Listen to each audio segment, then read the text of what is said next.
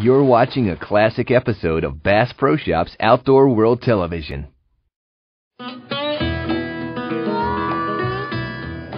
Shooting sports, like all sports, takes practice.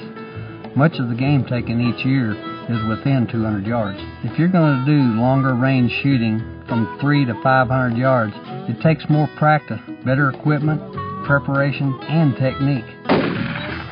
It takes knowing the effect of bullet flight in the wind, weather, and elevation, understanding external ballistics and how your gun actually performs, and then more practice.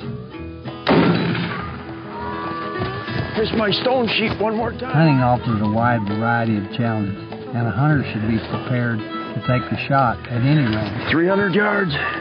That's a worthy goal.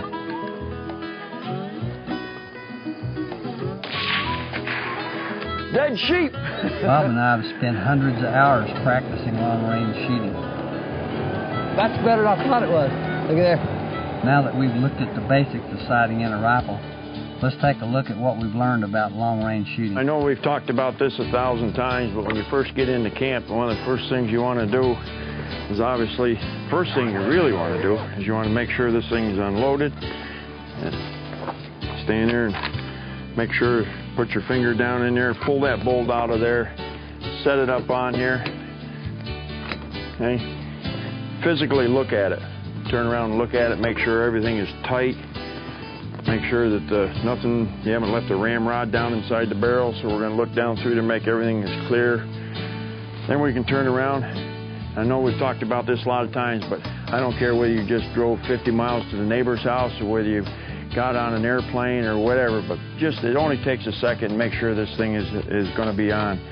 Once we got our target set up, you're going to have the good hearing protection. You're going to make sure you always put them on. I wish somebody had told me about these a long time ago when I was first starting shooting, and I wouldn't be going all the time, but put them on.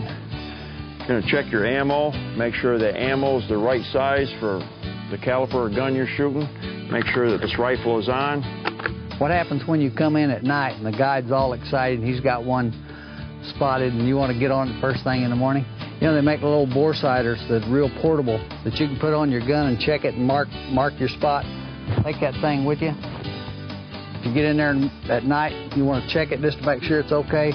Or if you're out on the mountain somewhere, fall with your gun, knock your scope off, something like that, you can put it on there and check it, so at least you have confidence when you go out there the next morning if you have to hunt. Just that extra confidence level, knowing that gun's on, then all you have to do is pay attention to details like we talked about. We took this gun right here and we're trying to show you how to mount a scope on it and sight it in to where you can shoot from 0 to 300 yards with this a point of aim. It's about 2 inches high at 100 yards, it's about 2 inches high at 200 yards, and it's about 3 inches low at 300 yards. So that still keeps you in the kill zone on deer-sized game out to 300 yards. But if you go beyond that, you need to do a few things to it. What we did to this gun, I had the gunsmith accurize it. They glass bedded the action, floated the barrel. They recrowned the barrel. They lapped the barrel, and they squared the bolt. If you're looking at shooting long range, there's several things you can do to enhance the accuracy of your factory rifle. The area where you see the gray is where it has been bedded now, also where you bed the tang of the action in. Check the muzzle of the barrel. In this case, we did recrown it and lap out the bore, completely smoothing it and getting rid of all the rough surfaces. Next step would be the bolt lugs. We lay them out with die cam, work it in there, and you'll see if you've got any scratches left in it. If you do, then you can put some polishing compound on that and work your bolt until you get in a good, solid mating surface. Some of the factory rifles, you actually have an option of adjusting the trigger. On this particular gun, there's not much adjustment from the factory, so we installed an aftermarket trigger. We now have a good hunting trigger at about 2.5 pounds. On this particular Leupold scope, the request was made for some added windage and elevation adjustments, so they put a target style knob on them. That way it's very easily adjustable when you start shooting at long range.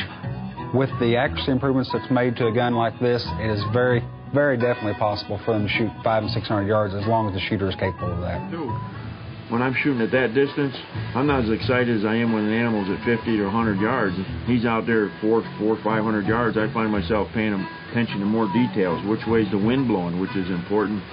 You know, making sure I really got a good steady rest and the distance. And just waiting and squeezing. And so I find myself paying attention to details, you know, more than I'm letting the animal. I'm not counting points out there. I'm trying to make a good shot. Oh, I know you always want to get as close as you can, but sometimes you just can't, and you have to take the shot. You know, if you've practiced, you put in the bench time, you really feel confident you can make the shot, you should make the shot.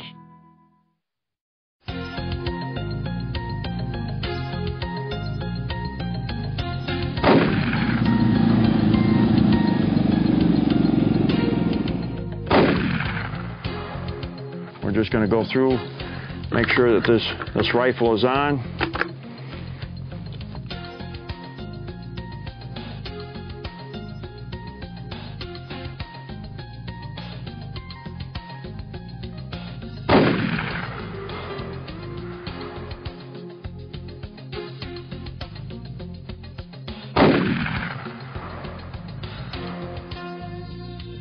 That balloon, what we've got that balloon blowed up that's for sure the lung area on a white-tailed deer. That's just about the right size for kill zone any deer-sized game. And those balloons, you know, you can see what the wind's doing a little better with those. Well, yeah, I mean, you know, sometimes you can't read the grass, but those balloons are blowing. You're going to have to wait it out, just like we may have to wait for the animal to turn just right. So to me, it plays a lot into it, because at that distance, I mean, you're waiting for the right shot, you're waiting for the wind to get down, you're concentrating on it. Of course, we know what the distance is because we set them up at 500 yards. And that's kind of our maximum. That's where you and I both agree that, that's as far as you should be taking a shot. Yeah. Which balloon are you going to shoot, Bob? Red or blue? Which one would you like me to shoot? The red one, since you got a red shirt on. Okay, sounds good. You got the blue shirt on, I got a red shirt on. Yeah. Hey, that red one's pretty small. Yep.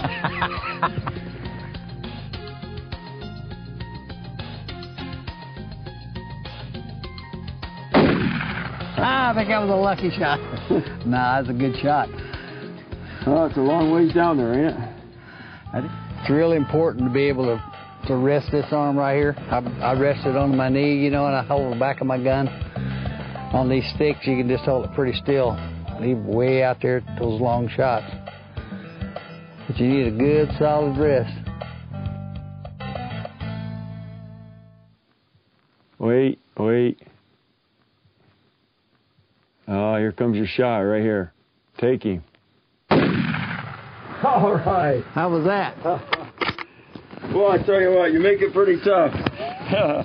Good job. Well, I was pretty impressed with that, Jerry. We went to the shop, took that right off the rack, had a few modifications at our custom gun shop with that, and we picked up shells right off the rack and came out here and we broke them balloons at 500 yards.